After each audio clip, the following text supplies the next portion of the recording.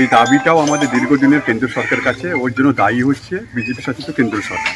আমরা লোকসভায় এবং রাজ্যসভাতে বারবার আমরা দাবি তুলেছি যে ড্রিজিং করার জন্য। আপনারা দেখবেন টিএমসি থেকে যত এমপি গেছে কেউ না কেউ একবার না একবার বলেছে যে গঙ্গা ভাবনের ফলে এই ড্রিজিং না করার ফলে মালদা এবং মুর্শিদাবাদে পার্শ্ববর্তী যেসব জায়গাগুলো আছে সেগুলো পুরো ভেঙে যাচ্ছে, কিন্তু বিজেপি শাসিত কেন্দ্র সরকার কোনোভাবে কর্ণপাত করছে না।